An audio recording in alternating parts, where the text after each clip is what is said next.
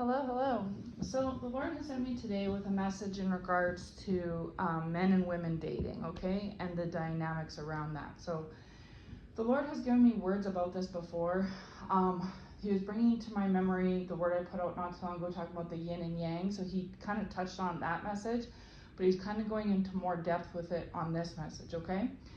So I talked in that word about how the Lord was balancing the feminine energy and the masculine energy. And the Lord has been having me talk a lot about like female hormone, men hormone, the fact that we have the LGBTQ, the children with the transgender thing. It's all to do with this. It's a bunch of little pieces that all form one big puzzle, which is this changing and balancing of the feminine and masculine energies, right?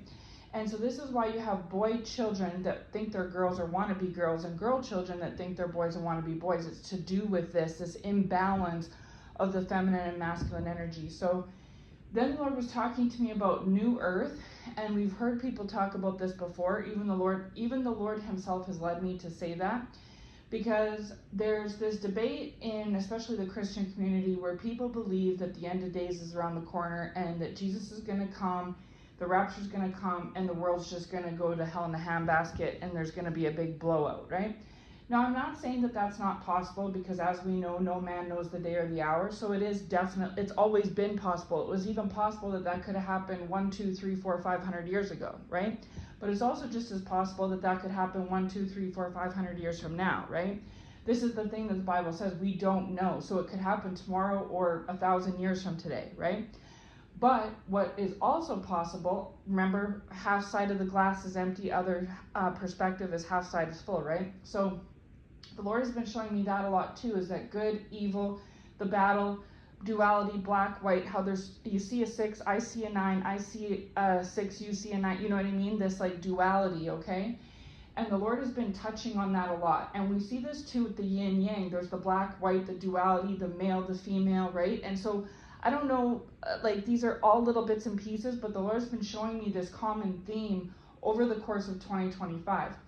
And so the Lord was also highlighting the scripture that I've talked about the scripture before, because same thing goes. The Lord has led me to the scriptures talking about how we go from an old wineskin to a new wineskin, right? And essentially what that verse is basically saying is that we're never just the same. We're always evolving and shedding. And so the Lord was highlighting to me that since the turn of the century, the year 2000, we're now in 2025, but the previous 100 years before, so from 1900 to 2000, now it could have even went into the 16, 17, 1800s. I'm not sure, but the Lord has sent me to discuss specifically 1900 to 2000, okay? We know from the 1910s, 20s, 30s, 40s, 50s, 60s, 70s, 80s, and of course there's exception to the rule, but for the most part, in the previous century, women were supposed to be, we know from even caveman days, women are supposed to be the gatherers and men are supposed to be the hunters, right? Women are supposed to be, there's this pretext around women where they have to be so nurturing and loving. And so basically, like in the 30s, 40s, 50s, 60s, men went to war, women stayed home and were the nurses taking care of the soldiers, right? Women had the babies and raised the children while the men were working. Women were cooking and cleaning while the men made the money, right? And then so the woman would sew like our great grandmothers would do, right? Typically there was, thank you Lord, hallelujah, he's saying gender roles, right? So women had a gender role where they were expected to keep up the home, and I mean this is even going back to the 1800s, but keep up the home, bake, cook, sew, rear up the children, make sure everything was clean, stuff like that. And then men, meanwhile, had to do all the manly activities that we associate with testosterone, like shoveling snow, mowing grass, fixing the vehicle. Even if it was back in horse and buggy days, they had to get the horses saddled up, you know what I mean? Like, you know what I'm saying, right? Where men have always had these like masculine, what society considers men role and female role, right? And so we started to see some shifting in this in the 80s, 90s, and 2000s when women started to go to work and started to be kind of the breadwinners and bring home the bacon, so to speak. And then now here we are now in the last 15, 20 years, we've seen a boom and increase in single parents where men are fulfilling both roles, a male role as the breadwinner, bread maker, right? Money maker, whatever you want to say. And then also simultaneously, they're the bread maker both ways, the Lord is saying, like a play on words, where they make the bread, aka the money, but they also make the bread, aka the food, right?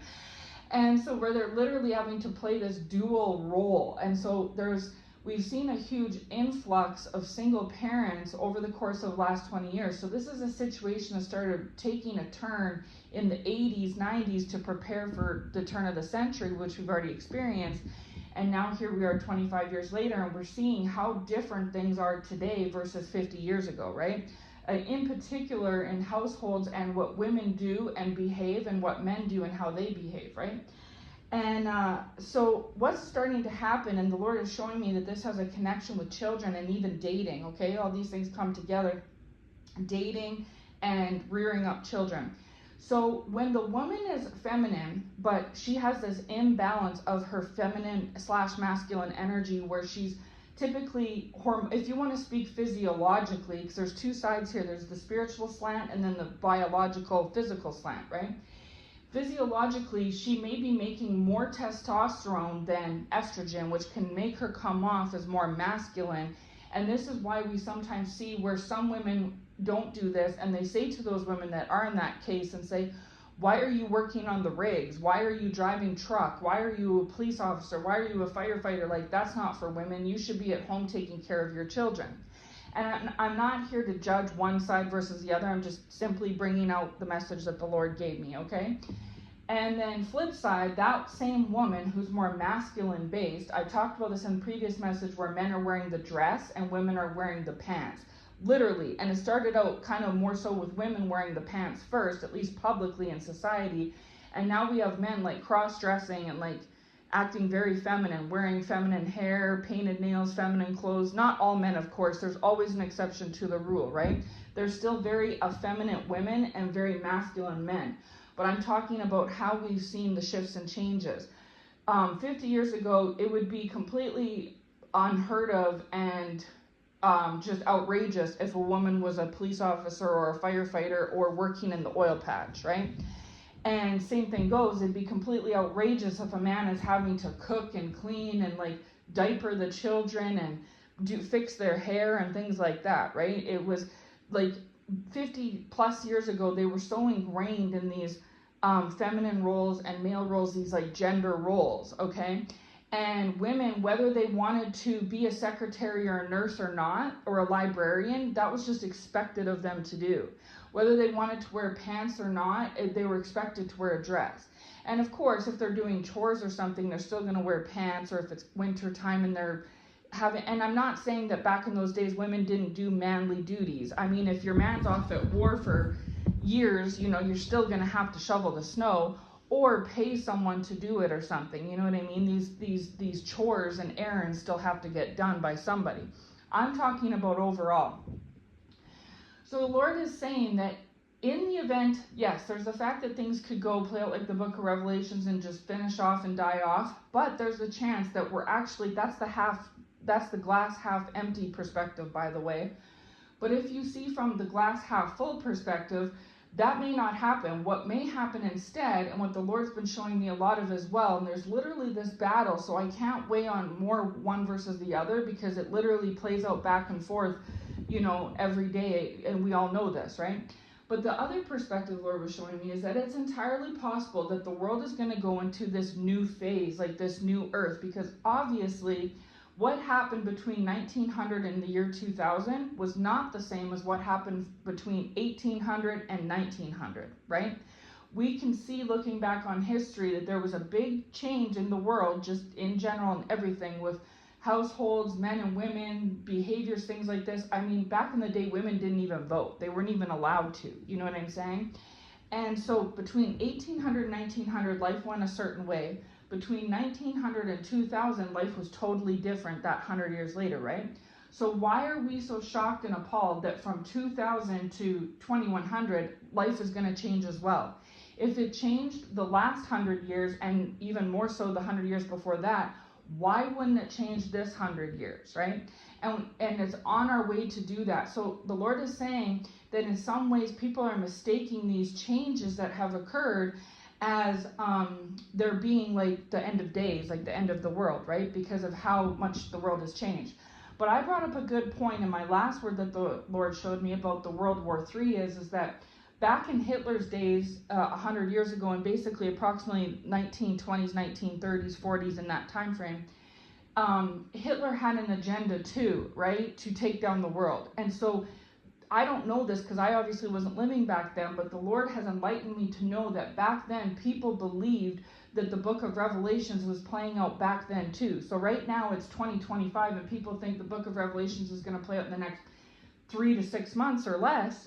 Well, the Lord is telling me that back in 1935, when this was all 25, 35, and this was going on in the war 100 years ago, they thought, they thought it was going to play out then too, right?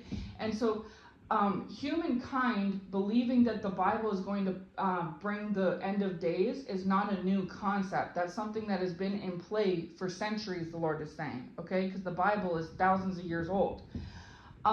So again, I'm not here to say that it is or isn't because I'm one of the men/women that don't know the day or the hour, right? But what I am saying is, what if it doesn't happen? I mean, they thought it was going to happen in 1930, and it didn't happen, obviously, right? And the world is so much different today, 100 years ago, than it was back then.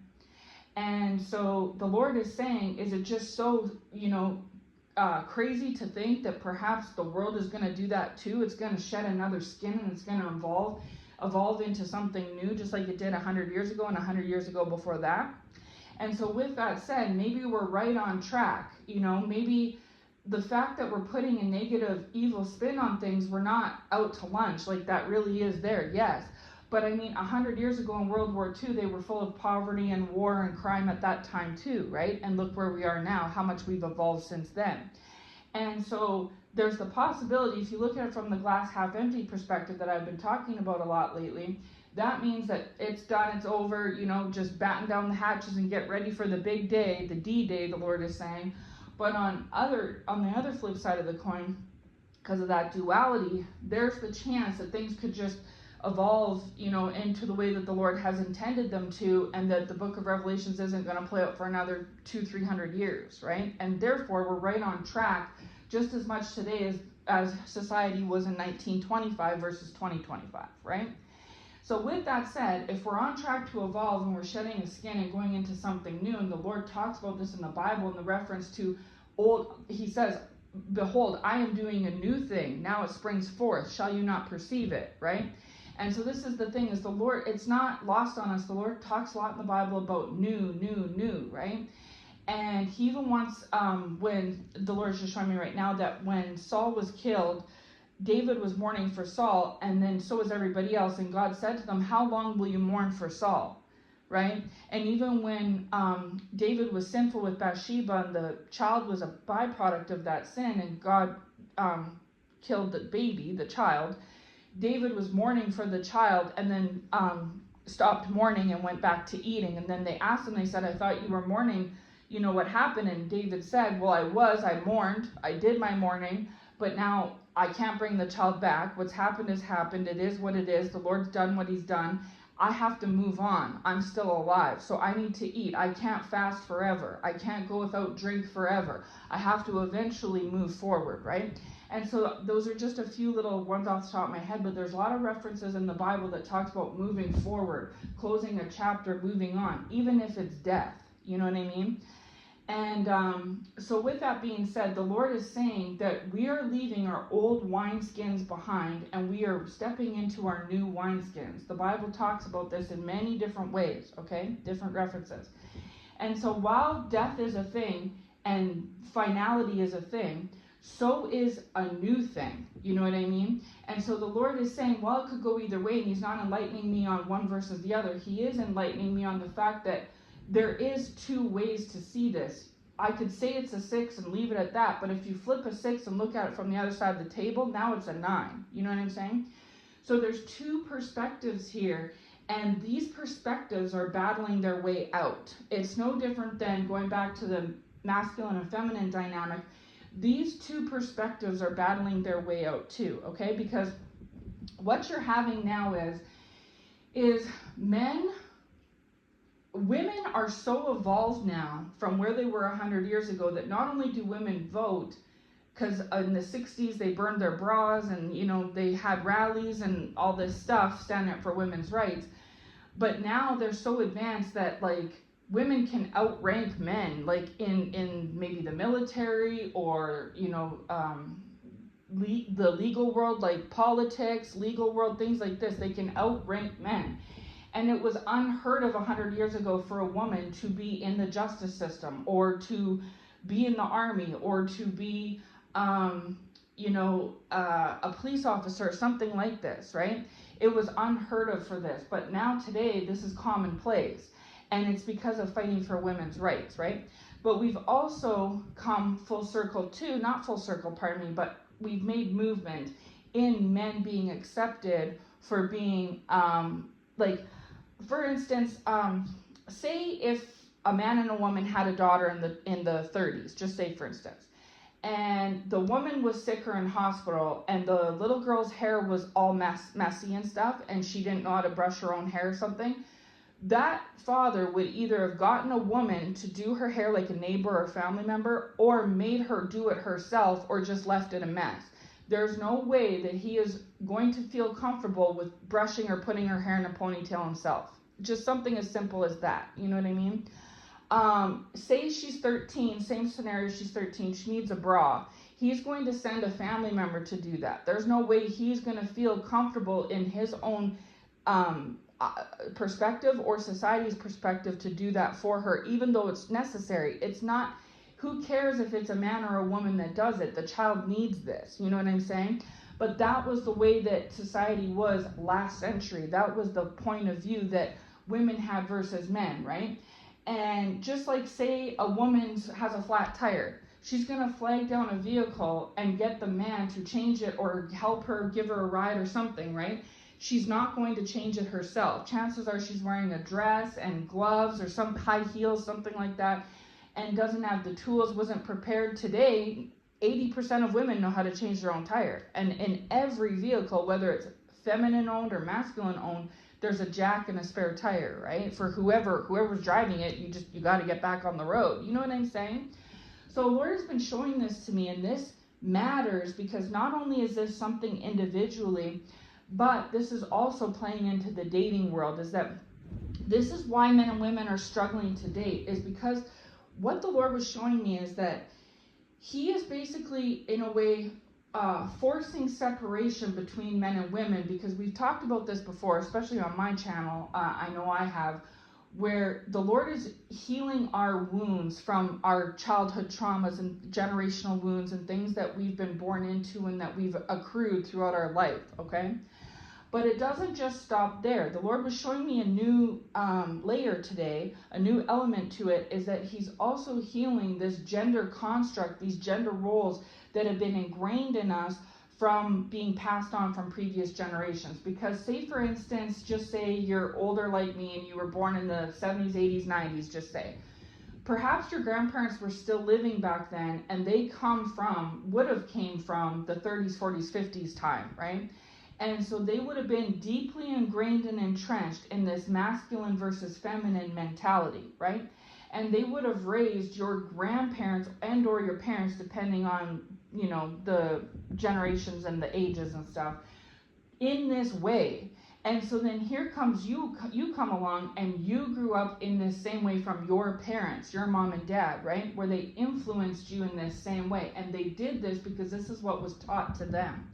And it was taught to them because who taught it to them, it was taught to them. And it was passed down from the 10s to the 20s to the 30s, 40s, 50s, 60s, 70s, 80s, 90s. This was passed down, okay?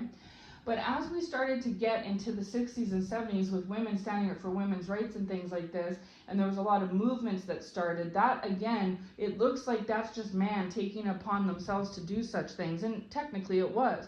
But it was led and driven and directed by God, because it was what was necessary as the catalyst to get into the 80s, 90s, 2000s, of which we are, this generation is now, to where we see the change. What I grew up on and what I experienced the first 20 years of my life on earth is vastly different than what I've experienced as an adult over the course of the last 20 years on earth.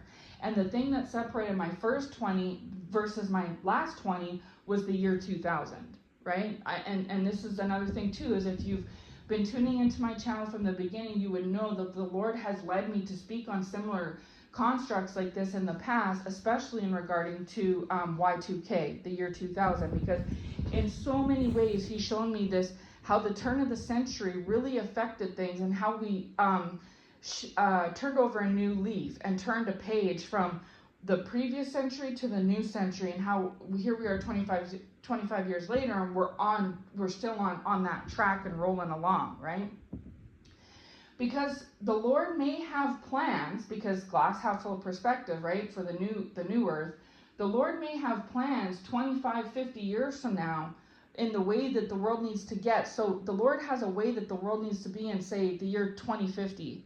25 years from now, he has to have us go through these things in these last 5, 10, 15 years, whatever it's been, as the catalyst to get us to that point as well. Just like how in the 60s, 70s, women took a stance, right?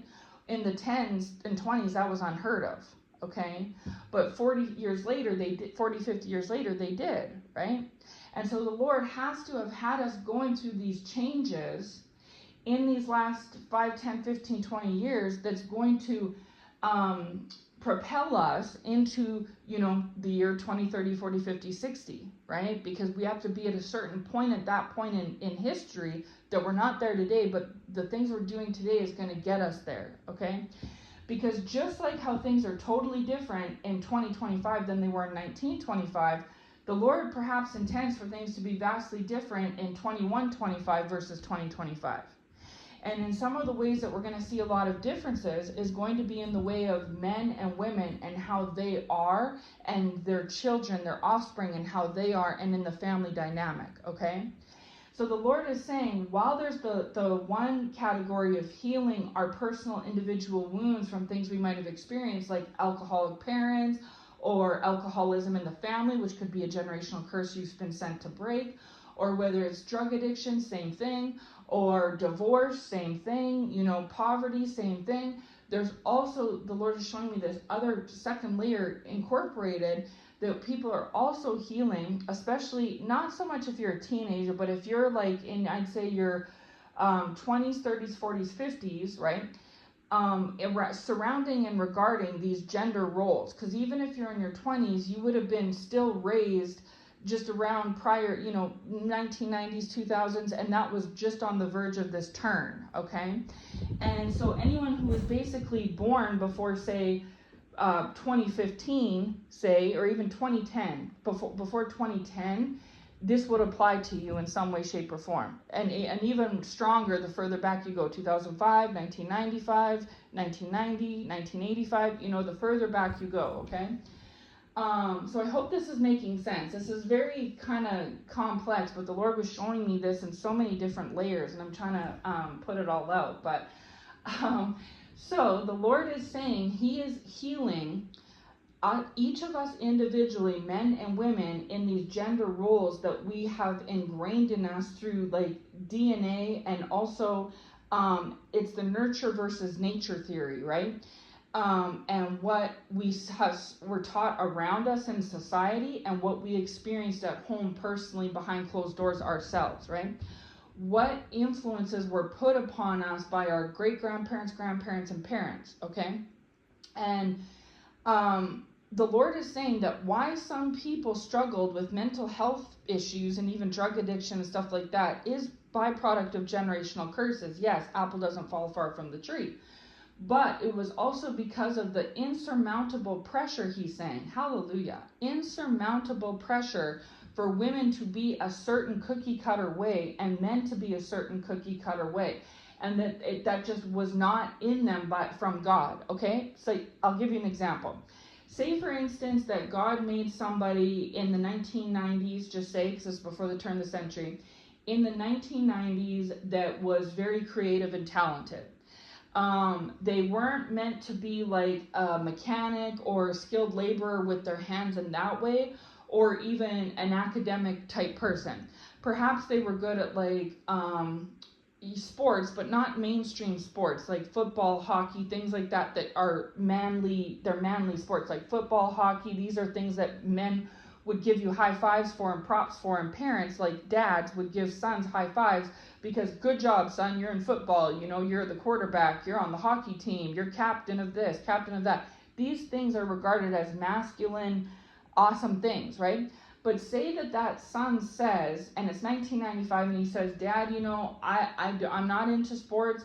I would rather go skateboarding because that was popular at that time. I like doing things like hacky sack, skateboarding, writing music, playing an instrument, like perhaps drums or guitar, or even singing, right?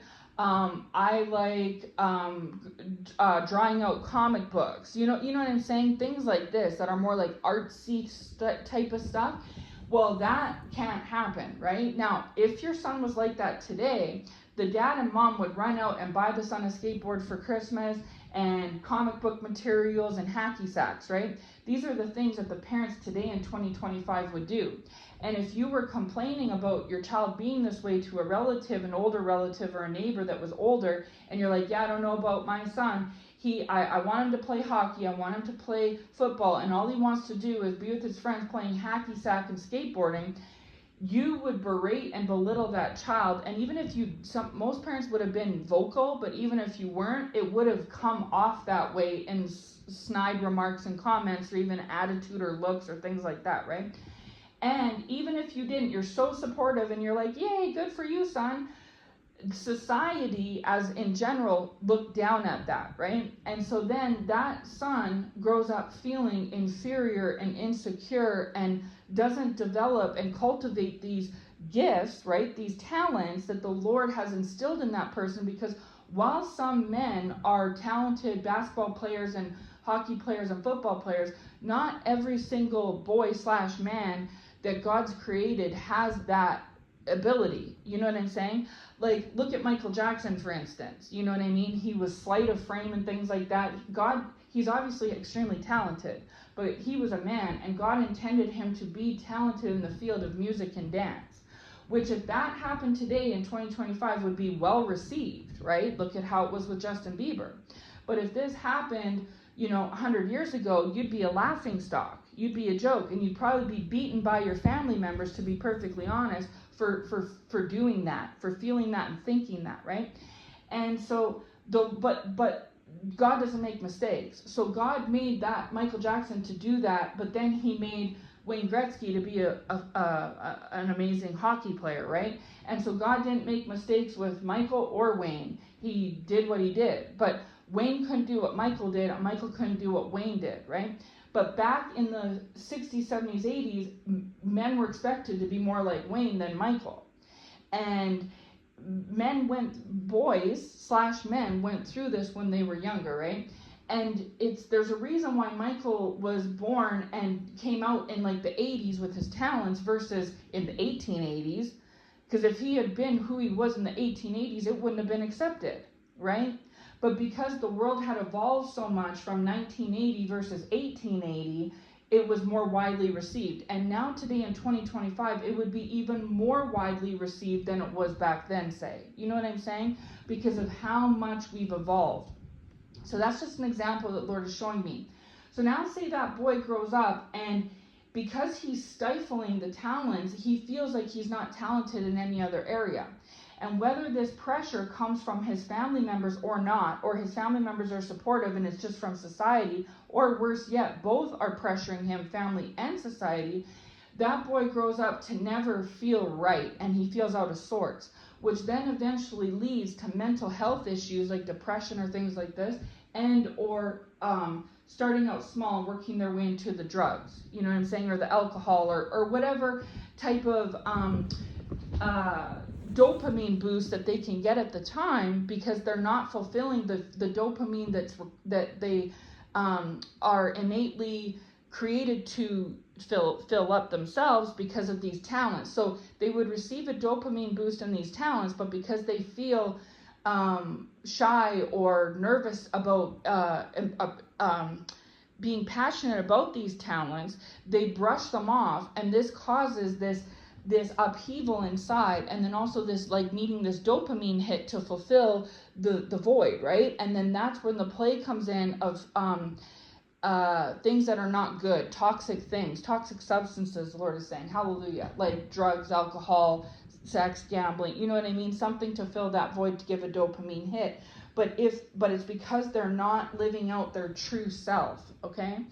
And so we've changed and evolved already so much in the last 25 years about that. Like I said, if that's your son today, you're going to embrace that. And if you don't embrace that, you're going to have society coming down on you, not the child, but on you as the parent for not embracing that, right? And so society has changed. Somebody like that would be accepted and embraced for their talents, and so has parents, moms and dads, okay? But I'm just pointing out that 30 years ago, that wouldn't have been the case, right? And so things like that about, and the Lord is saying that's not necessarily a curse, but a pattern. So we're healing generational curses, but also generational patterning of things that we have always went this way, right? We did this. My great-great-granddad did this. My granddad did this. My dad did this. You need to do this. This patterning of what's to expected. Now, that, like I said, this is why it's two different things, is because the wounds and the trauma and the curses is one thing. That's like a negative thing, right?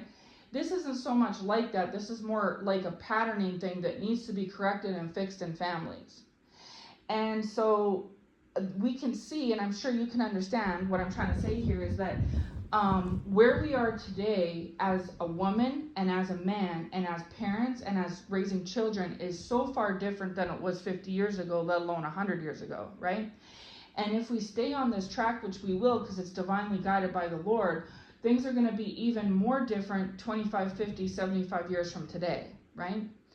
And this is why we had to have this change in the 2000s, is because what worked the previous 100 years ago isn't going to work for this 100 years.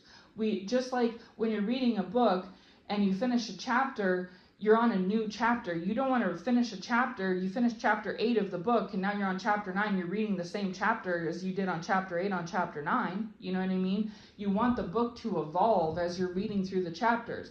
You expect that every new chapter you're going to have a different evolution in the book. Well, it's the same thing. If you picked your life to be like a book, my life, your life, everybody's life is like a book.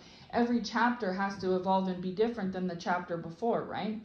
And so it's difficult for, I can't remember for millennials or what it's called. There's so many alphas and Gen Zs and all this, Gen X. But whoever it is that was born between the 80s and the 2000s has it the most difficult, okay? And again, for age-wise, you'd probably be in ages, this will apply if you're like probably 30, 40, 50, 60. That's who's the hardest hit with this.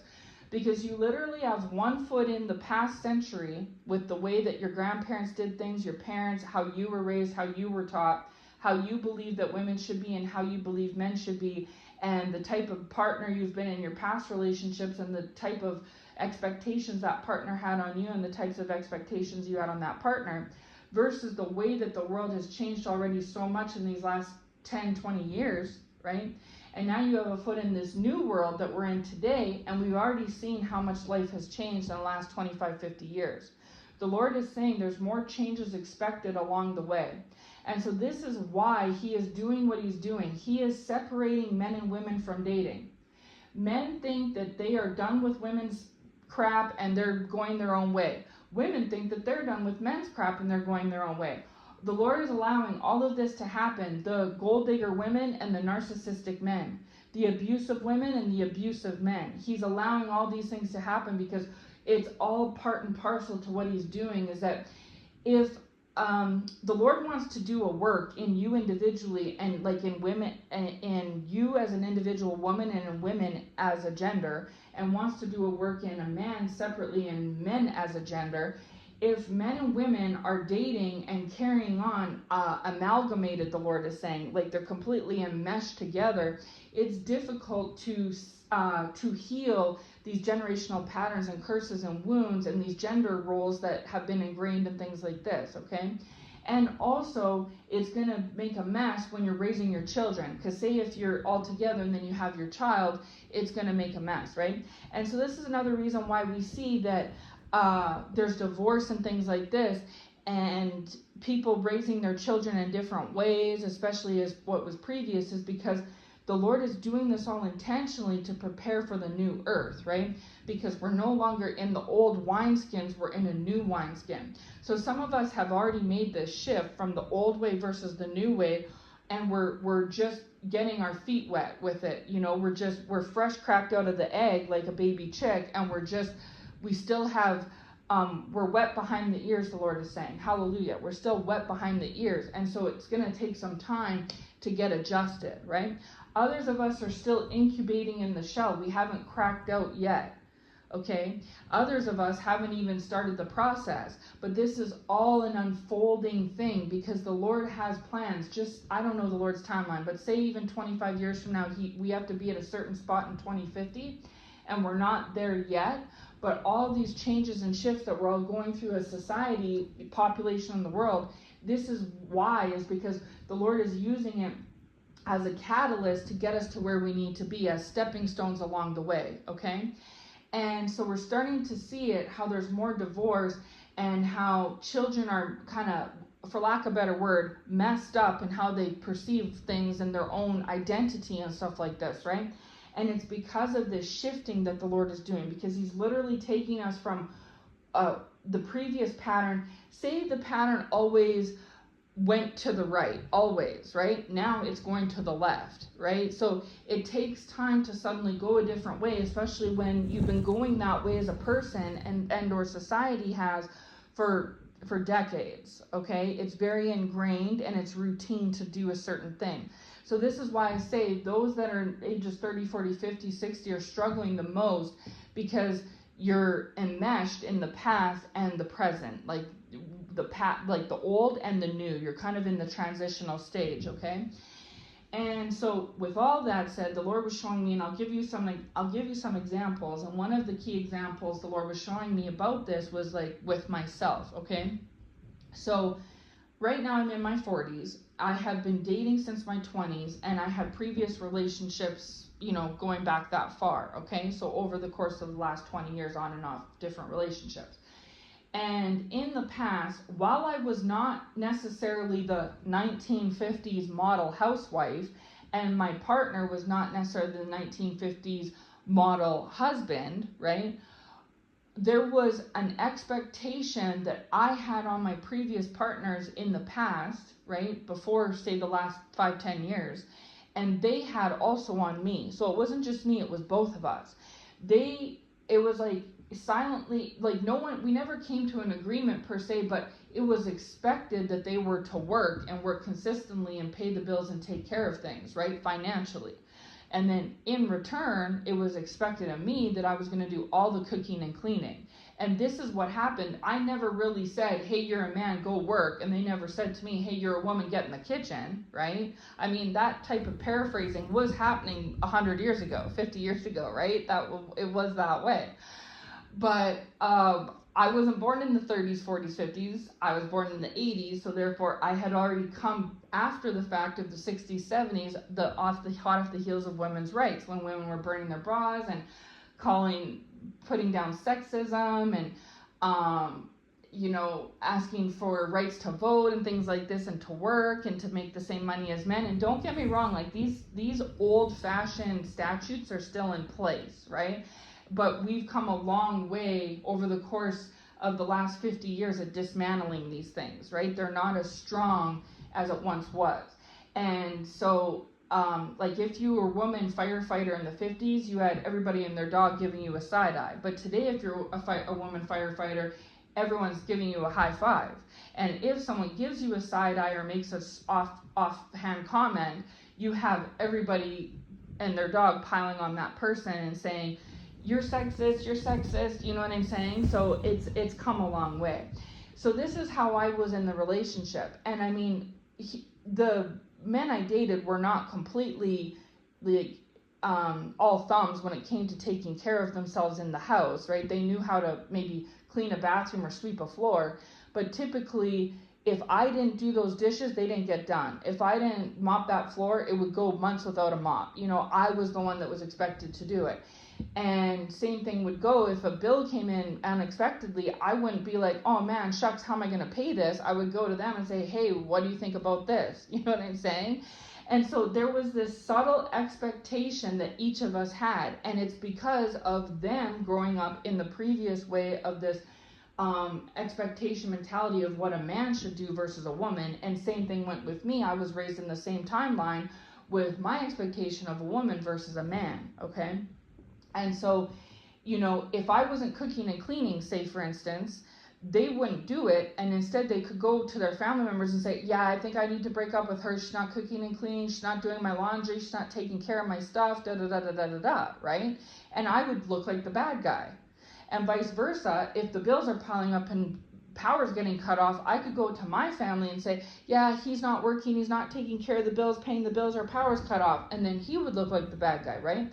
But why can't he cook and clean, cook for himself? He needs to eat and clean his own mess. Why can't I go to work and make money, right? It should be it's not even necessarily a shared effort where like, well, a tit for tat, exchange for exchange. Like, I'll do this, you do that, you do this, I do that. No, but where it's an independence thing, right? And that's where the Lord is getting us into at this point. And it's all coming full circle because, like I said, there was so many bits and pieces to this message, right? The Lord was speaking to me about men and women becoming more independent of themselves, right? And this is something else that men have shied away from women. Not everybody, but overall, for the majority, have shied away from dating women, and they're more invested in themselves, right?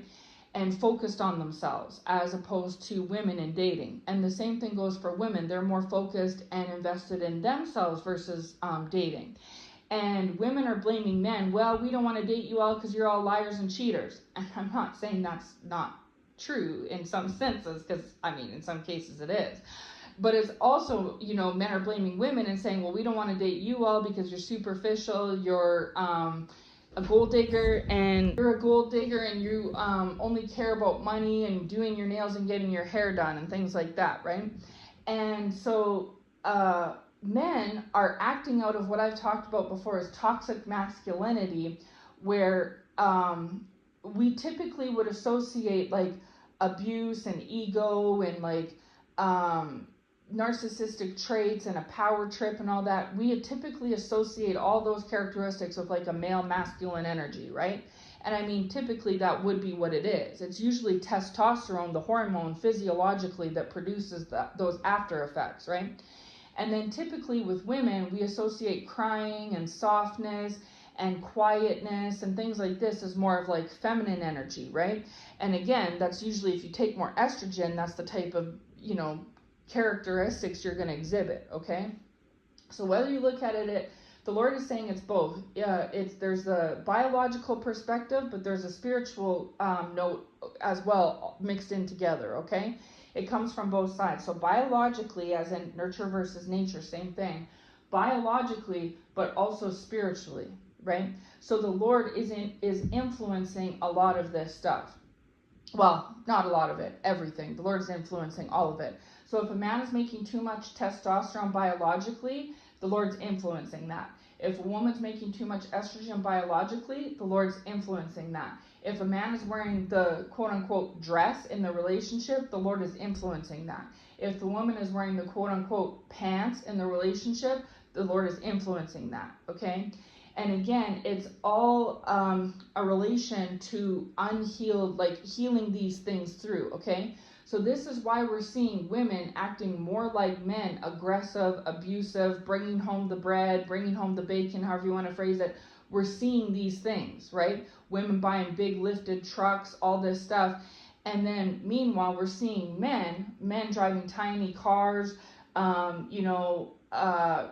doing beauty things on themselves, beauty treatments, like getting manicures and getting facials and using what we deem as feminine products and stuff like this. Now, there's a fine line, okay?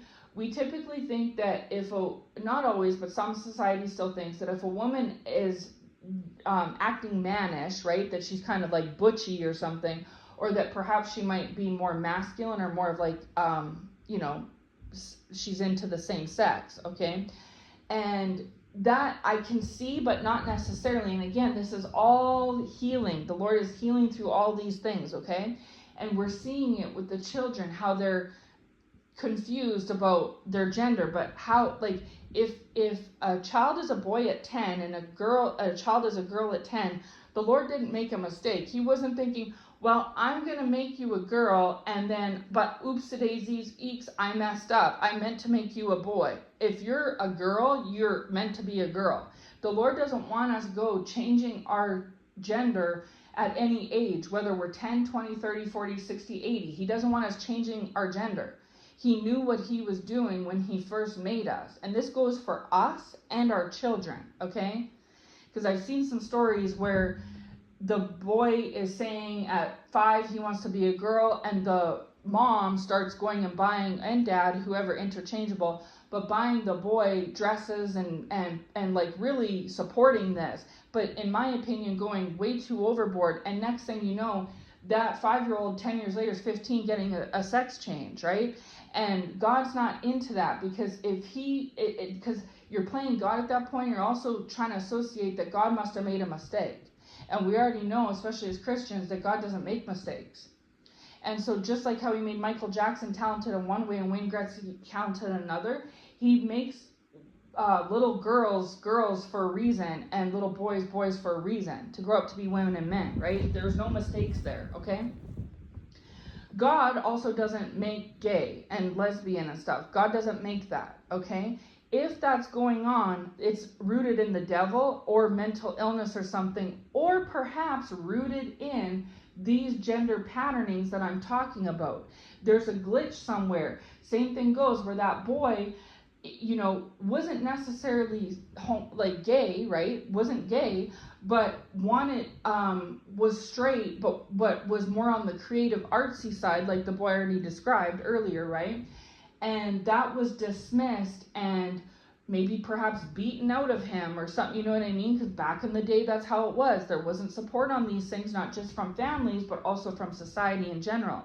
And so due to verbal abuse, bullying, whatever, the boy buried that. And then you fast forward to today, where everyone's more accepting and supportive now, especially about gay and lesbian. And now that boy has grown into a man, and he associates with that. Well, I know, here it is, eureka, I've been gay all this time. And then starts to practice a gay lifestyle.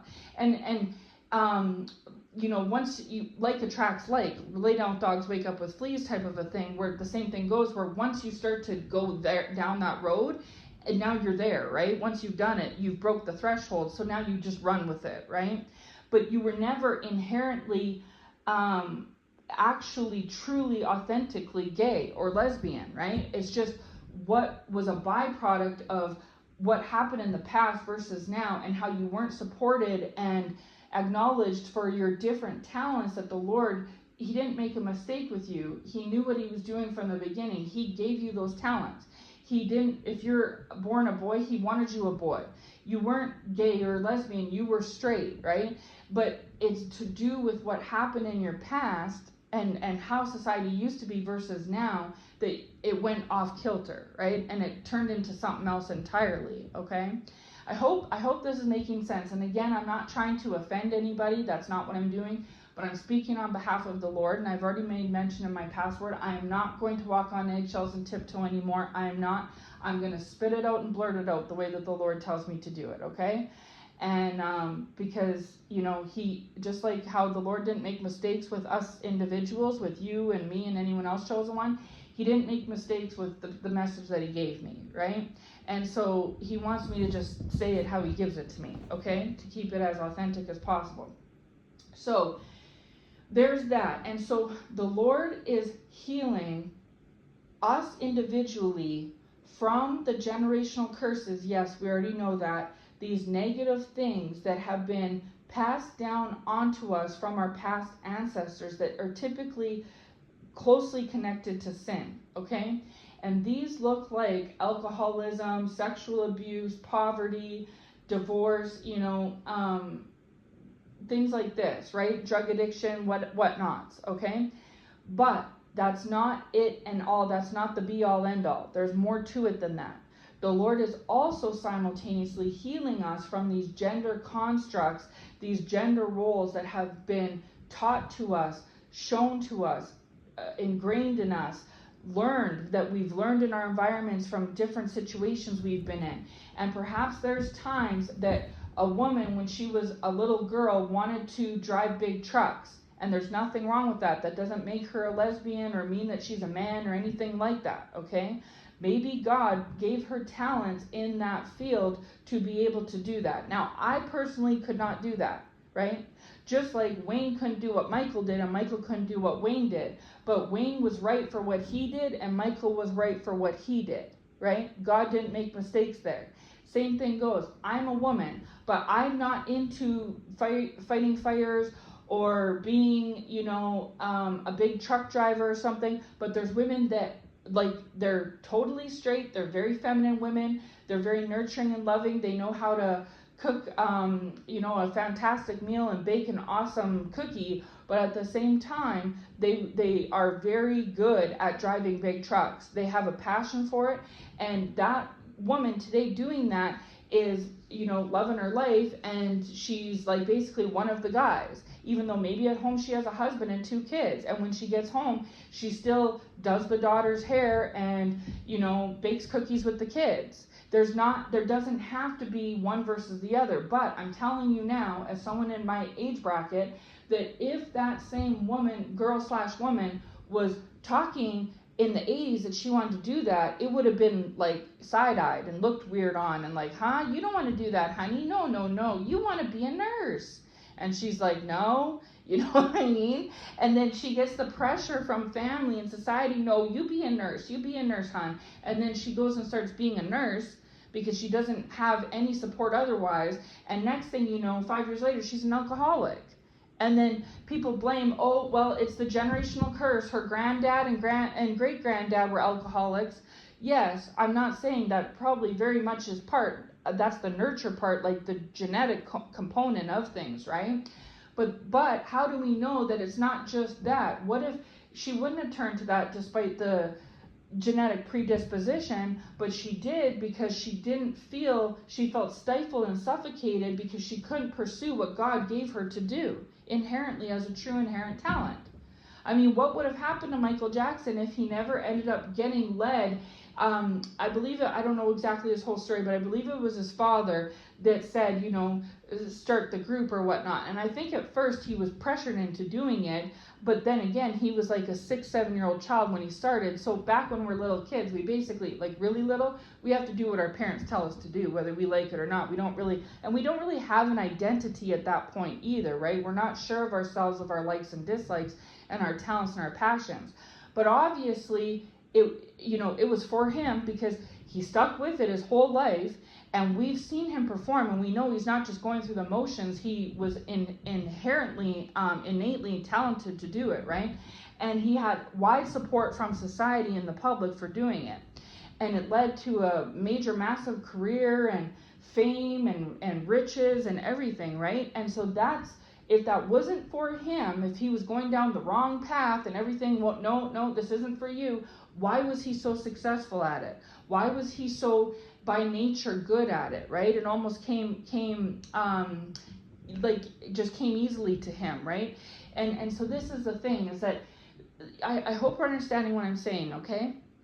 So with that said, this is what the Lord is healing in us individually, okay? So now going back to myself, because the Lord was showing me about how this pertains to myself, right? And how it can be used as an analogy. So those were my previous relationships. And so there was always expectations put on me by my masculine partner, and I had expectations on him as a masculine partner as well, okay? But now we fast forward to the last 5 years. I have been single, completely solo single for these last 5 years. In these last 5 years, I've lived alone with my children. And in these last 5 years, I on my own have built things, built furniture. I've bought a toolkit. I shovel my own snow. I mow my own grass. I take my vehicle for vehicle maintenance, right? I top up my own fluids on my vehicle. I pay all my own bills. All my bills are in my name. I pay them all by myself. I cook, I clean, I take my children to school and to run errands. I do home activities like laundry and stuff. I am basically the woman slash mom and the masculine man slash dad. I play both roles. Okay, the duality, right? So I'm obviously a woman, I'm feminine, but I have a masculine side to me because it's needed, because there's masculine things that I have to do sometimes, because I don't have a masculine partner. So the Lord with me personally has really balanced my yin and yang individually to where my feminine is in check, but my masculine is in check. I wouldn't say I'm overly feminine, I wouldn't say I'm overly masculine. I am in a perfect harmonic balance. And if there's things that are still a little off, where I am a little too masculine in some things and I am a little too feminine in some things, this is what I'm healing and working through. But I've come a long way today versus 5 years ago when I was first single. And I've had many intimate conversations with the Lord about this and said, Lord, like, what is this about? And he's given me a lot of feedback, right? But one of the things he's been highlighting to me lately is he's been showing me all the things I've learned to do by myself. That 10 years ago I would have just sloughed off to my masculine male partner and said, oh, we need to build this shelf, here you go. Oh, the vehicle needs gas and an oil change, here you go. Oh, here's a bill that just came in the mail, here you go. You know what I mean? Oh, the snow's a foot high, go shovel it, here you go. Like, that would have been, I wouldn't have maybe said it like, but you know what I'm saying? That would have been the preconceived ideas, like, well, you know, here's these things. And then same thing, he would have been like to me, well, the laundry's piling up, better get that clean. Meat's thawing in the fridge, better get it started cooking, you know. Bake sale this weekend for children's school, better start making cookies. Like, so there was these unannounced but expected things for each of us to do, right? So it literally had him as being a half of a person where his masculine energy is in check but not his feminine, and my feminine energy is in check but not my masculine. And so each of us is missing a piece that the other has. And we used to think that that's how it should be, is that when I'm with him, I'm giving him my feminine energy, so he gets feminine fill up from me, my feminine energy, and vice versa. I get a masculine fill up from his masculine energy. But the Lord is showing me that worked 30, 40, 50, 60 years ago. But going where we are now into this new century, that is an old wineskin. That is an old way of being, okay? And I'm not saying that women aren't still going to go forward in the next 10, 20, 30, 40, 50 years cooking, cleaning, and sewing. And I'm not saying that men aren't going to go forward, shoveling snow and mowing the lawn and fixing the vehicle. What I am saying is that the Lord is separating men and women for a variety of reasons, but one of the reasons he's asking me to talk about in this message specifically today is, and going off the heels of past messages like yin and yang energy, masculine and feminine, and things like that, and this new wineskin / world earth that we're moving forward into, is so that each person can be individually, independently balanced, okay? Because this is why there's men that are single parents, there's single dads. There's always been single moms, but now we even see an influx of single dads. And they're separated, and the mom is doing one thing and the dad's doing another. That was almost unheard of 100 years ago, was that the children usually got left with the mom, and the dad was the absentee parent, right? And now we're seeing that the roles have reversed. And again, there's what's the word, like, just a second, I have to think of it, hold on. What's the word, Lord?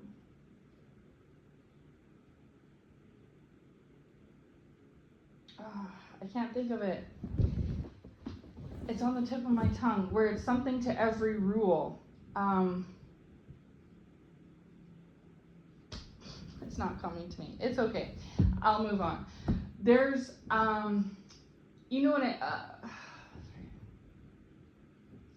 hold on. Exceptions to every rule. Hallelujah. Thank you, Lord. Sorry, I just had to take a pause, and it came to me. I was going to say exemptions, but I guess that works too. Exceptions to every rule. Okay. Of course, there's exceptions to every rule, right? Where it's not a one size fits all for every single person, of course.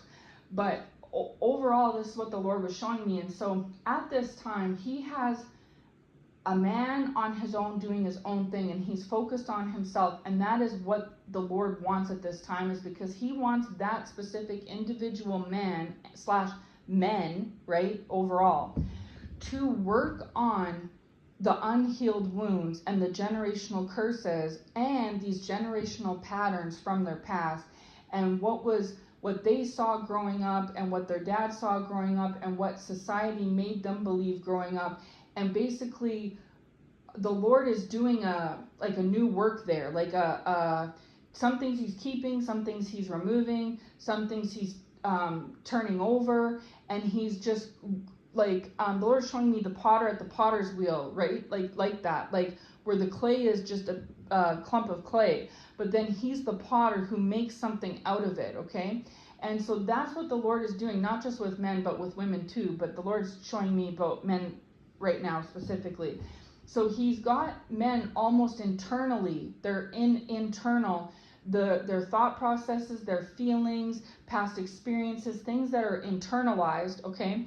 And it's like a clump of clay that either the Lord is scrapping the old design, the old product, or it's never been properly constructed ever, okay? And so the Lord is reconstructing, the Lord is saying, hallelujah, he is reconstructing what it's going to be. And so maybe the previous object was a cup, and now the Lord's going to make a bowl. You know what I'm saying? But he's going to take parts of the previous object and refashion it and refurbish it and make it into the new thing, okay? And it is what is required to not only change this generational trauma and curse and patterning so that the next generation that this man has can grow up in a different way, but also to free the bondage that has been put on that family lineage from the 17, 18, 1900s, right? And because the world is going and headed in a new direction, it's already been underfoot for the last 20, 30 years, it is what's needed for this man to continue to live out the next 20, 30, 40, 50, 60 years of his life in the way that the Lord sees fit, okay? And also the next generation plays a huge part in this too, is that the child or children that man has are going to outlive him, right? They're going to, not always, but of course, you know what I'm saying, stay with me here, but they're going to outlive him. And so when he's passed on in the next 50 years, they might have another 30 years to go past that point, right? And so then their children. And so it's creating, it's deleting and extinguishing the past generational curses, but also the past generational patterns, and starting a new thing, a new wineskin, a new chapter, where this man is going to be freed from the previous bondages that were put on him through the way of these curses and patterns. And so he'll be the cycle breaker, right? Which is monumental, because dad didn't do it, grandpa didn't do it, great-granddad didn't do it, great-great-grand didn't do it, but he's doing it, right? Then his son will grow up in a different way, and then when his son has a son, it'll also be in a different way. And we're seeing exactly what I'm talking about, where say it was the 60s and you broke a window when you're playing baseball. Well, you probably got a good whooping for that. You know what I'm saying? You probably couldn't sit straight for 3 or 4 days after that happened, okay? And maybe you had to go and mow lawns all summer to pay dad back for the money to fix that window and or fix it yourself. You know what I'm saying? Fast forward to the 80s, 90s, and you might still got the whooping. If you didn't get the whooping, you might have still had to go mow the lawns to fix that window, right? Now you fast forward to today, 2025, child breaks the window. You say, oh, well, that's okay, child, we'll figure it out together. And then you just go as a parent and pay for it, and the child is basically off the hook. And then you have a talking to the child and you say, listen, if you break the window again, you might have a consequence next time. I understand it was an accident, but, we got to be more careful. And then you have this 10-minute conversation, and the worst that could happen is they lose the Wi-Fi privilege for a day, or they can't see friends for a weekend. You know what I'm saying? Like, it went from a whooping to a slap on the wrist, okay? And so that's just proof of how much we've evolved in the last 100 years versus what would have happened, you know, to your grandpa if that happened, to your dad if that happened, to you if that happened, to your child if that happened, okay? And if you went and were giving your 2025 child the 1960 punishment of the whooping and all this stuff, you would have society finding out about this and breathing down your neck and giving you the side eye, not your child, but you, okay? And so that's just one little example the Lord's given me off the top of my head to reflect what I'm trying to say here, okay? Because where we're supposed to be in 2050, 25 years from now, is a lot different than where we were in 1950. What happened in 1950 was okay for 1950, but we can't take 1950 concepts and live them out in 2050. It's just not going to work. The world has evolved too much by then, okay?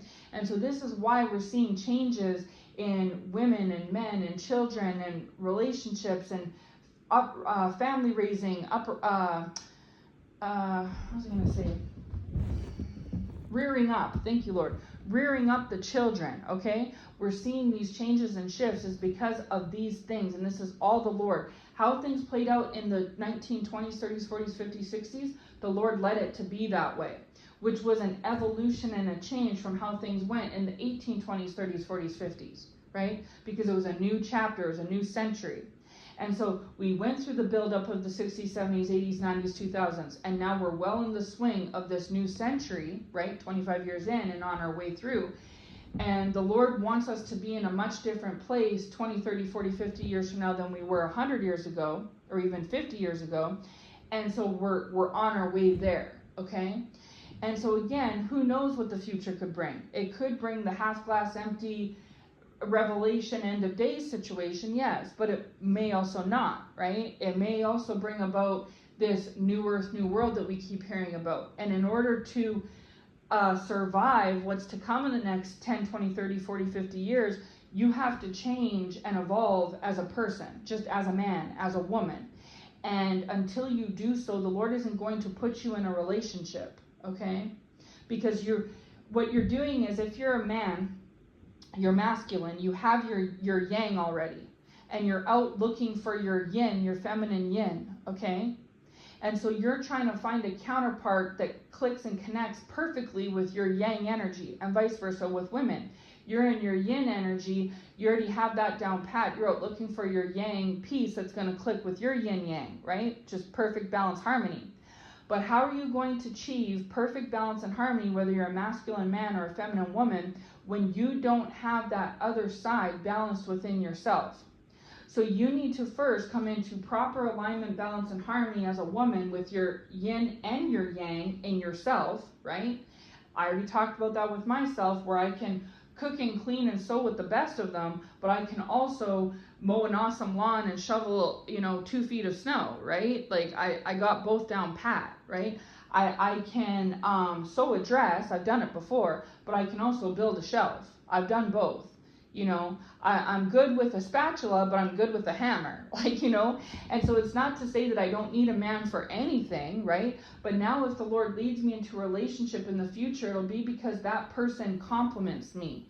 They complete another part of me, right? But I am already complete and whole in and of myself, because 5-10 years ago when I was in relationships, I was just bringing the feminine energy to the table, a little bit of masculine, because we all have a little bit of both in us. But I was the female bringing, here's my feminine energy. I can cook and clean like crazy, but I can't do much else. But I can really cook and clean up a storm, But because the Lord has had me single for the last 5 years, I've learned some things. I've surprised myself. The Lord has had me learn some new things and teach myself some things. And I can even teach some of these new things to my children, And now I was raised by my parents and my mom teaching me that, hey, to get ahead, Amanda, you need to find a good man who works hard and pays for everything.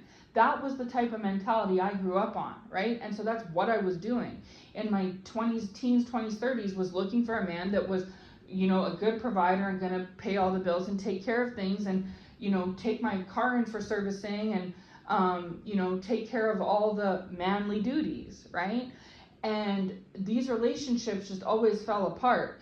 And I ended up receiving, in a lot of cases, a bad side to my partner. And I was giving a bad side. I was giving them toxic feminine, and they were giving me toxic masculine. And I've come to learn and discover that it's because they were not perfectly balanced and aligned and harmonious on their own with their male and female energies internally, right? They had past generational patterning and curses and wounds like I had, that society had back in those days, right? So no fault on me, no fault on them. It's just how it was. And then same thing for me. I wasn't aligned with my masculine and feminine energies inside. So I'm bringing a piece they don't have, and they're bringing a piece I don't have, but I can't give them the full gamut, and neither can they, because we're relying on each other for that piece. We don't have it ourselves, right? And this wasn't just specific to me and them. This was what was going on with all men and all women that were around our age bracket, right? That grew up in the same ways that we were. And again, as I already said, there's exceptions to every rule, so this doesn't apply to every person in every case. But this is what the Lord is healing, okay? And so now that I've been single these last 5 years, the Lord has healthily aligned my feminine energy, so it's not the toxic feminine it once was back in the day. But then also part and parcel with that, he has brought in and taught me and shown me about how to achieve balance of my masculine energy myself. And the Lord has done this in an internal way and an external way, mentally, emotionally, and physically, where I've handled certain situations from a masculine perspective, and I've also handled them from a feminine perspective. I've physically done things that a masculine would do, but I've also physically done things that a feminine would do, right? And so now I can kind of do both. I can see the world and myself and others from a masculine point of view, but also a feminine point of view at the same time, right? And I've now become more of like a Jack or Jill of all trades, because I used to be a Jill of all trades. Now I'm also a Jack of all trades. Now I'm a Jack and Jill of all trades. So I can do a bunch of different things. And so now when I do be with a partner in the future, right, the Lord is already showing me that same thing goes. He will not, like, there's many men that I could have dated and entertained over the course of these 5 years, right? But I was either already aligned or aligning, and they were not aligned at all, because a concept that I've already been well underway of learning, and the Lord has shaped my clay. He's already half shaped my clay. It's already halfway, the project's already half done. I'm under reconstruction as we speak. Their clay hasn't even started going yet. So how is that going to work, right? Then we're going to get into chaos and fights and drama, because I literally have something they don't have. So now I feel resentful that they don't give it to me in the same as I do with them, and that they're not meeting me where I'm meeting them, right? Because I have something they don't. But then they're feeling like I have an advantage over them, or I'm holding something over their head because I have something they don't. And so therefore the key answer is, let me go get this myself. You go get this yourself. I will heal. I'll work on things that I need to work on from my past, my personal generational curses and patterns and trauma. You go do the same as it pertains to you individually. Once I am aligned and balanced and harmonious, and you are balanced, aligned, and harmonious, then we can get somewhere, right? But until that happens, if you have it all and I don't, you have something I need and I lack. And I'm going to try and depend on you to give it to me, because I need what you have and I don't have it myself, right? And vice versa, the partner is going to feel the same way about in regards to me, if that's their situation, right? But if I have ABC, me, and you have ABC, well, now we can get somewhere. But if I only have B and you only have A, well, we're missing some pieces, right? And then you're going to try and take my A from me because you are missing it, and I'm going to take your B from you because I'm missing it, and you're going to expect me to give it to you, and I'm going to expect you to give it to me. And now we get into this battle and this power trip almost, where, like, you know what I'm saying? And I think that's what happens in a lot of these narcissistic relationships. And so the Lord is saying he's bringing divorce, he's bringing separation, he's bringing celibacy and isolation and things like this. And we're already seeing it play out, where men are more focused on themselves internally and externally, inside and out, and women are more focused on themselves inside and out. And while men would like to have a partner and women would like to have a partner, men are not about to go and unravel everything they've done so far, and neither are women. And it's because God is in the middle of either starting that clay project, or he's halfway through reconstruction, or it's almost complete. And so God is the one putting the brakes on it, because he's saying, I'm not going to let you distract yourself with anything else. I need to finish this work in you. It is important, because it is what your whole generation is relying on. This is why you're the curse breaker. Because now, if you came into this world with no curses or patterns and everything is just tickety-boo with you, then this message is probably not for you, okay? But I'm speaking to those that can relate to this message, and there's revelation in here that makes sense to you, and or confirmation. You're like, yeah, that actually fits a lot of the spaces, fits in the gaps, right? Yeah, this is wise. And so, because some of you, you're well aware of, like, there's been physical abuse, sexual abuse, alcoholism, drug addiction that has ran in my family for generations. I need to stop that. So I know that how I need to stop that is that instead of turning to the bottle or the drugs, I need to go to the gym. Instead of being abusive with my partner or my children, I have to go into therapy. You know what I'm saying? Something like this. And it doesn't just stop there. It's also required that we be dependent on ourselves. And this is something that the Lord is healing as well, is there's an independency that the Lord is working through. Because in the past, we hear it all the time about codependency and how codependency doesn't work, right? And this is what happens, is that we can become codependent on something. And so some of us become codependent on drugs and alcohol and stuff, but we also become codependent on other people. And so we expect our partner to give us something, right? So this looks like the man who works all the time and doesn't really know how a home life works, and doesn't know how his children, doesn't know much about his kids, because he only sees them every night for 2 hours after work before they go to bed. Well, now all of a sudden, mom passes away, or she has to leave town or country for a month because family members passing away or something, and they have to go, or they're sick and they have to go help them. Either way, whatever, some life event happens to where now the dad is stuck with the job that he's always done and known, and he makes good money at it, but now he's got these 2 kids that need a motherly role. They need a motherly figure, right?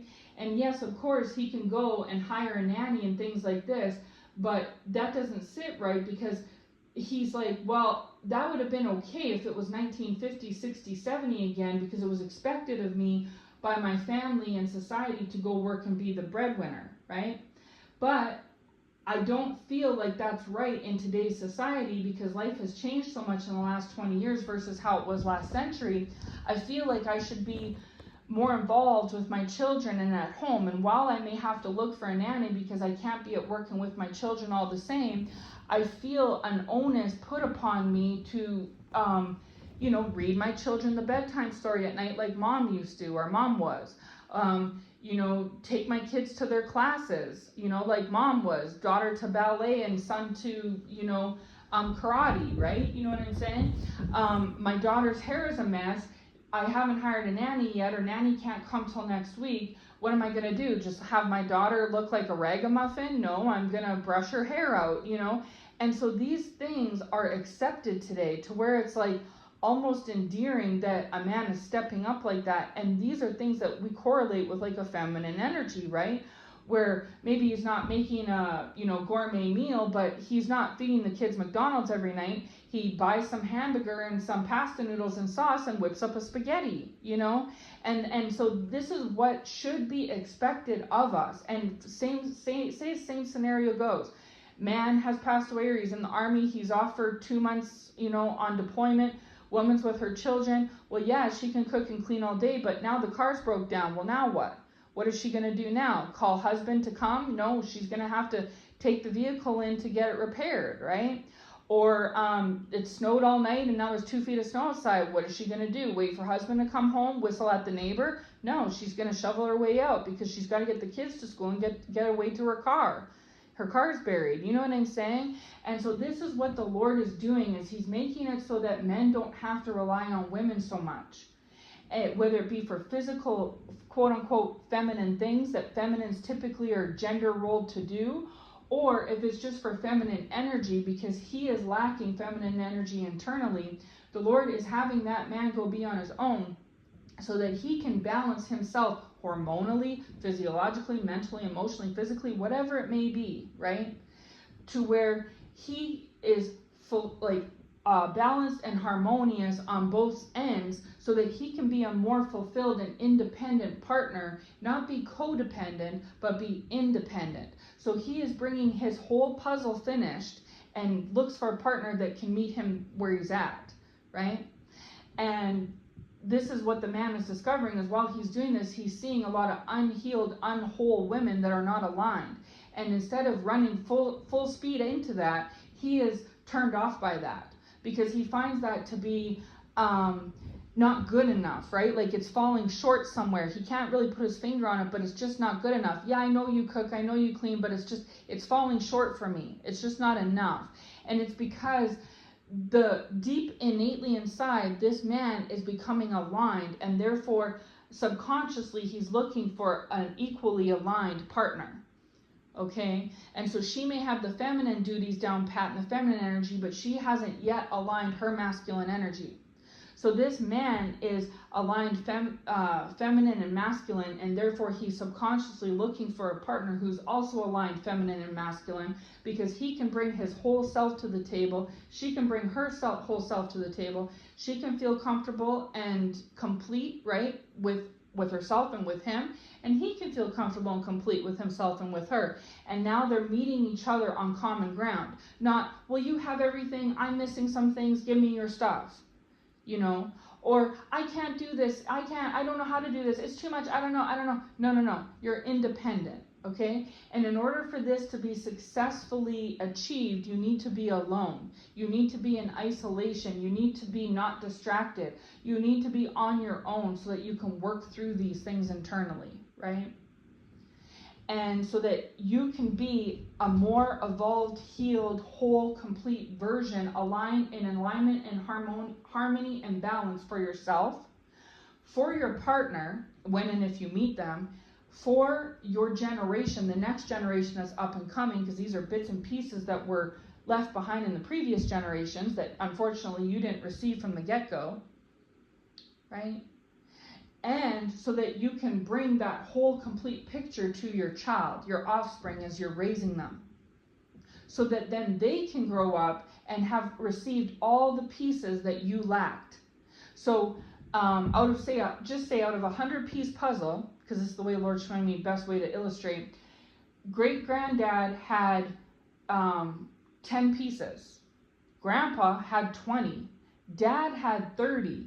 You had 40. And now the Lord is taking you into yourself to receive and achieve the other 60. Okay? Then you will give your child, your son or daughter, or both, whatever, all 100 pieces. Okay? Then that child is not getting fragments of 10, 20, 30, 40, 50. They're getting 100%, so that they can have their next generation, your grandchildren, and give them 100%. And now you were the catalyst, the change, the conduit, the go-between between receiving 50 pieces or less out of 100 in the past versus achieving 50 to 100 pieces in your life, giving 100 pieces to your offspring giving 100 pieces to their offspring, etc., etc. And you've completely changed the generational pattern and curses. Everything that used to go right now goes left. Everything used to go left now goes right, however it may be, okay?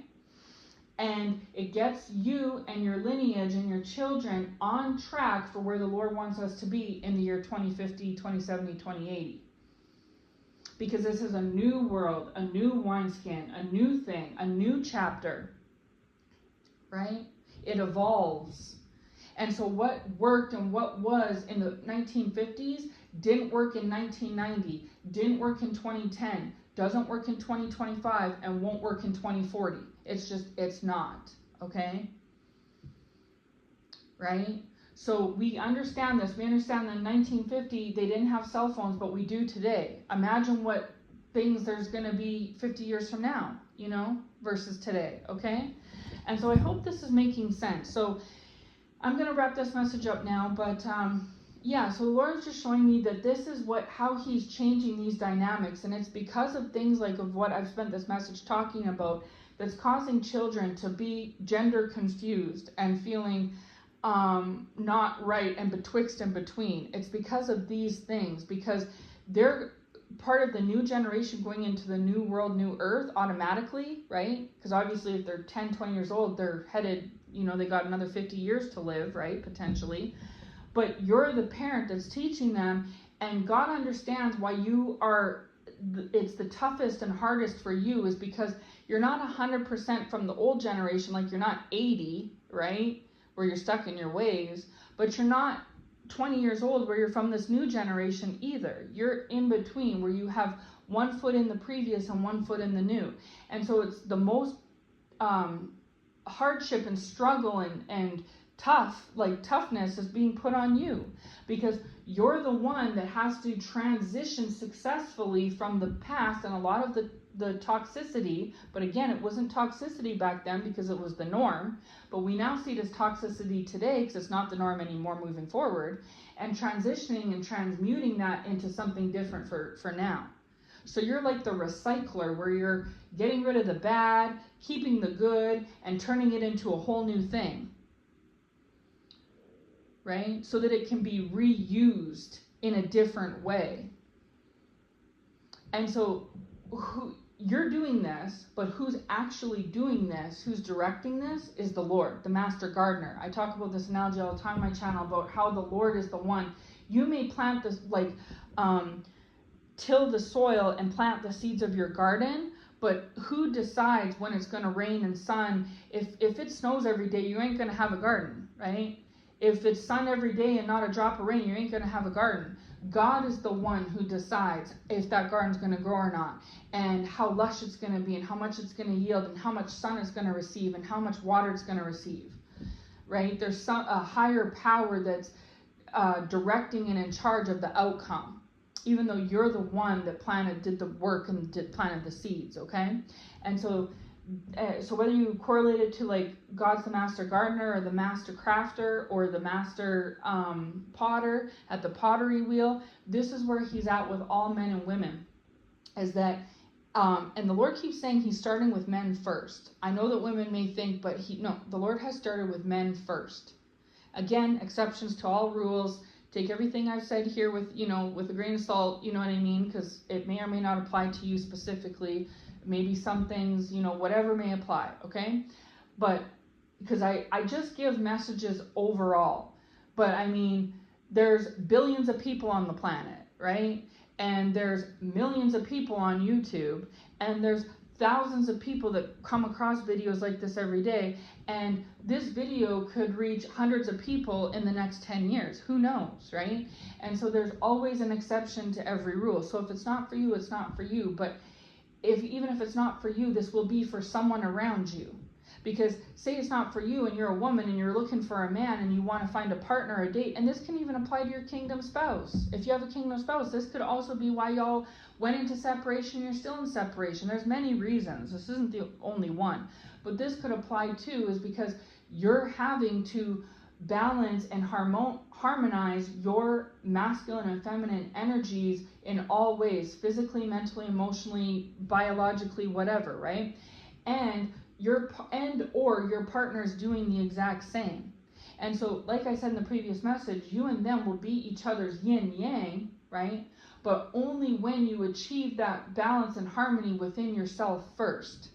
So that masculine can't be a yin masculine looking for his feminine, or masculine yang looking for his feminine yin, and you can't be a feminine yin looking for your masculine yang and both be missing a core piece, like a major piece of yourself, because you're literally bringing half of you to the table and relying and counting on and being codependent on the other party to bring in the remaining half. And when that exchange doesn't go so smoothly, that's what causes narcissism and abuse, whether it's on the feminine side or the masculine side or both. That's what causes toxic femininity, toxic masculinity, and toxic relationships. But if you go and you're celibate and you're isolated and alone and you don't date and or they don't date and you and them work on each other or work on yourselves, right?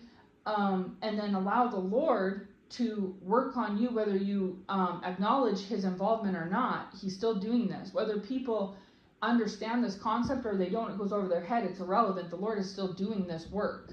It's what's happening. We're already seeing it unfold. We've seen how much society has changed, especially in regards to what men and women will tolerate from each other, how toxic relationships are getting, and with children, and how they're working through it, and how they're involved in things like this. The Lord just keeps saying, like, an enmeshment of everything, right? It's all mashed together. And we're seeing how that is, and how it's shifted and changed a lot in this way from the previous century and the previous past.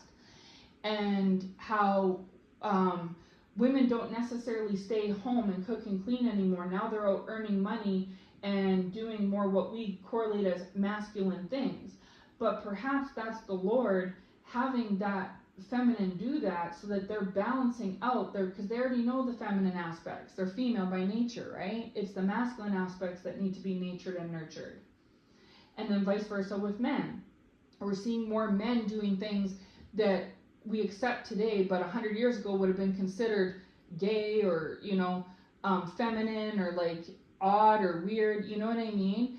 And again, I'm gonna say God is not gay. Okay, he's not into gay. He's not condoning any part of that. Okay, anything to do with that, it would suggest that God makes mistakes, right?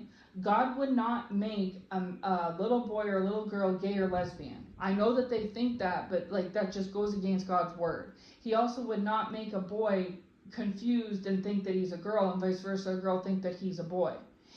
The fact that these things are happening is from the devil, and it's correlated and connected to what I'm talking about in this message of the inherited generational curses / generational patterns surrounding these connotations of what is expected of men and women, like these toxic gender roles.